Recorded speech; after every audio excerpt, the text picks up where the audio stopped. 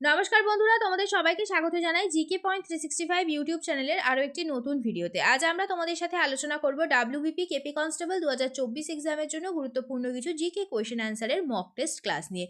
প্রতিদিন সন্ধ্যাবেলা আমাদের চ্যানেলে ডাব্লিউবিপি কেপি কনস্টেবল এক্সামের জন্য জিকে কোয়েশ্চেন অ্যান্সারের মক টেস্ট ক্লাস হচ্ছে, তোমরা প্রতিদিন সেই ক্লাসে অংশগ্রহণ করো।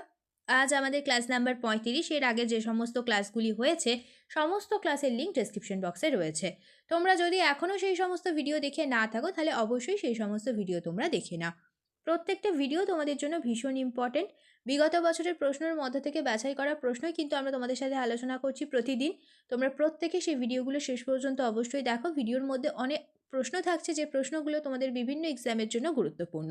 সেই কারণে তোমরা অবশ্যই শেষ পর্যন্ত ভিডিওটা দেখতে থাকো। তোমাদের যদি আজকের ভিডিওটি ভালো লাগে তাহলে অবশ্যই ভিডিওটিকে একটি লাইক করো, সাথে তোমার বন্ধুদের সাথে ভিডিওটা শেয়ার করে দাও। আর তোমরা যদি আমাদের চ্যানেলে নতুন হয়ে থাকো, যদি এখনও পর্যন্ত চ্যানেলটি সাবস্ক্রাইব করে না থাকো তাহলে অবশ্যই চ্যানেলটি সাবস্ক্রাইব করে পাশে থাকা বেল বাটনটা ক্লিক করে অল করে রাখো ফর অল নোটিফিকেশান। তাহলে চলো আজকের ক্লাসটা আমরা স্টার্ট করি। প্রথমেই বলে রাখি, প্রত্যেকটি প্রশ্ন চলাকালীন তোমরা প্রত্যেকের সঠিক উত্তর কী হতে পারে অবশ্যই আমাদের কমেন্টে জানানোর চেষ্টা করো। এর মাধ্যমে তোমাদের খুব ভালো একটা এক্সামের প্রিপারেশন হয়ে যাবে। প্রথমেই আমরা দেখে নিই আমাদের আগের দিনের যেটি হোমওয়ার্কের প্রশ্ন ছিল, জেমু হিমবাহ থেকে কোন নদীর উৎপত্তি হয়েছে। এই প্রশ্নটির সঠিক উত্তর হয়ে যাবে অপশনে তিস্তা। অনেকেই সঠিক উত্তর কমেন্টে জানিয়েছো। এবার আমরা আজকের প্রথম প্রশ্ন দেখে নিই। জনন মাতৃকোষ কোন পদ্ধতিতে বিভাজিত হয়। সঠিক উত্তর হয়ে যাবে অপশন বি, মিওসিস পদ্ধতিতে বিভাজিত হয়। নেক্সট প্রশ্ন দেখি, মল্ল রাজ্যের রাজধানী কোথায় ছিল। মল্ল রাজ্যের রাজধানী ছিল অপশান সি হয়ে যাবে সঠিক উত্তর, কুশীনগরে ছিল মল্ল রাজ্যের রাজধানী। নেক্সট প্রশ্ন দেখি 3 নাম্বার প্রশ্ন, অমর্ত্য সেন কত সালে নোবেল প্রাইজ পান। অমর্ত্য সেন তিনি কত সালে নোবেল প্রাইজ পেয়েছেন, ইম্পর্টেন্ট প্রশ্ন। সঠিক উত্তর হয়ে যাবে অপশান সি, 1998 খ্রিস্টাব্দে অমর্ত্য সেন নোবেল প্রাইজ পান। নেক্সট দেখি, বক্রেশ্বর উষ্ণ প্রস্রবণ কোথায় অবস্থিত। বক্রেশ্বর উষ্ণ প্রস্রবণ এটি কোথায় অবস্থিত। সঠিক উত্তর অপশন বি, বীরভূমে অবস্থিত। নেক্সট প্রশ্ন, নিস্ক ও মনা দুটি মুদ্রা কোন যুগে। নিস্ক ও মনা এই দুটি হলো মুদ্রার নাম। এই মুদ্রা দুটি কোন যুগে তোমাদের বলতে হবে। সঠিক উত্তর অপশান সি, বৈদিক যুগে। নেক্সট দেখি, নাগার্জুন বাঁধ কোন নদীতে অবস্থিত। ইম্পর্ট্যান্ট একটি প্রশ্ন, নাগার্জুন বাঁধ এটি কোন নদীতে অবস্থিত। সঠিক উত্তর অপশন এ, কৃষ্ণা নদীতে। আরেকটি তথ্য তোমরা মনে রাখবে, হীরাকুদ বাঁধ এটি মহানদীর ওপর অবস্থিত। এই প্রশ্নটাও অনেকবার এক্সামে এসেছে। নেক্সট, বাঁধের জলে কোন শক্তি সঞ্চিত থাকে। বাঁধের জলে কোন শক্তি সঞ্চিত থাকে। সঠিক উত্তর অপশান সি, স্থিতিশক্তি সঞ্চিত থাকে। নেক্সট, গোবি মরুভূমি কোথায় অবস্থিত। ভিভিআই একটি প্রশ্ন, গোবি মরুভূমি এটি কোথায় অবস্থিত।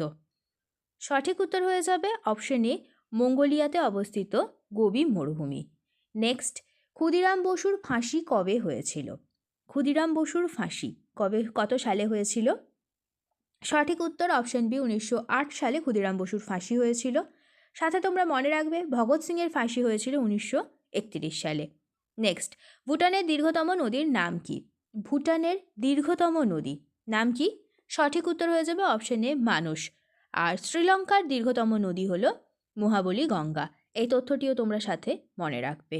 নেক্সট প্রশ্ন দেখি এবার আমরা, আয়ুর্বেদের জনক কাকে বলা হয়। আয়ুর্বেদের জনক কাকে বলা হয়। সঠিক উত্তর কী হবে, অপশন বি, চরক, ওনাকে বলা হয় আয়ুর্বেদের জনক। শল্য চিকিৎসার জনক হলেন সুশ্রুত।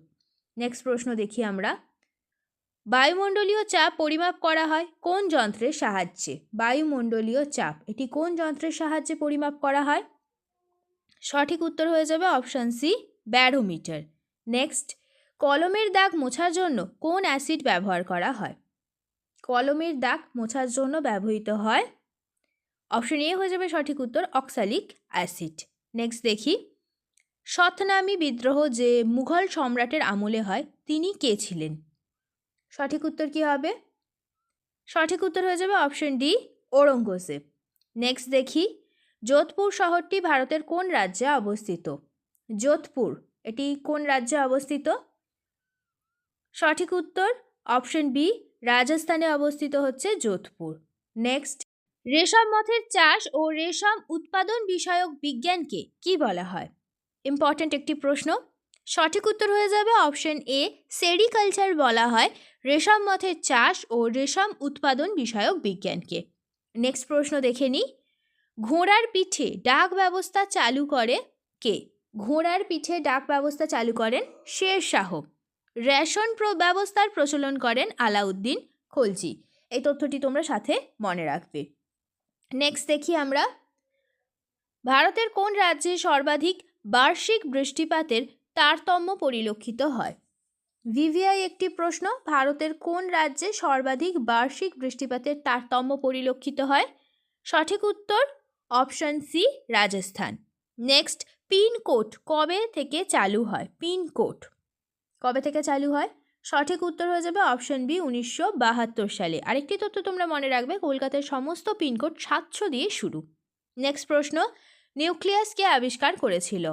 সঠিক উত্তর হয়ে যাবে option B, Robert Brown nucleus আবিষ্কার করেন। নেক্সট প্রশ্নটি তোমাদের জন্য আজকের হোমওয়ার্কের প্রশ্ন। তোমরা প্রত্যেকেই এই প্রশ্নের সঠিক উত্তর দেওয়ার অবশ্যই চেষ্টা করবে। মুসলিম লীগ কত সালে গঠিত হয়? 1930, 1929, 1906 না 1901? কোনটি সঠিক উত্তর হবে তোমরা প্রত্যেকে অবশ্যই কমেন্টে আমাদের সঠিক উত্তরটা জানাবে। শেষ হলো আজকের ভিডিও। আজকের পর্বে আমরা আলোচনা করলাম ডাব্লিউবিপি কেপি কনস্টেবল এক্সামের জন্য গুরুত্বপূর্ণ কিছু জেনারেল নলেজ কোয়েশ্চেন অ্যান্সার নিয়ে। প্রত্যেকটি প্রশ্নই কিন্তু তোমাদের জন্য সমান গুরুত্বপূর্ণ, সেই কারণে একটু স্কিপ না করে তোমরা শেষ পর্যন্ত ভিডিওটা দেখতে থাকো। প্রত্যেকটা প্রশ্ন কিন্তু তোমাদের জন্য ভীষণই গুরুত্বপূর্ণ। ভিডিওটা শেষ পর্যন্ত দেখো। ভিডিওটা যদি ভালো লাগে তাহলে অবশ্যই একটা লাইক করো, সাথে তোমার বন্ধুদের সাথে এই ভিডিওটা শেয়ার করো এবং আমাদের কমেন্টে জানাও ভিডিওটা তোমাদের কেমন লাগলো, আর তোমরা নতুন কোন স্ট্যাটিক জিকের ওপর ভিডিও দেখতে চাইছো। আমরা সেই টপিকের ওপর খুব তাড়াতাড়ি তোমাদের জন্য ভিডিও নিয়ে আসবো। তাহলে ততদিন তোমরা আমাদের প্রত্যেকটি ভিডিও এইভাবে দেখতে থাকো, এক্সামের জন্য ভালোভাবে প্রিপারেশন নিতে থাকো। ধন্যবাদ।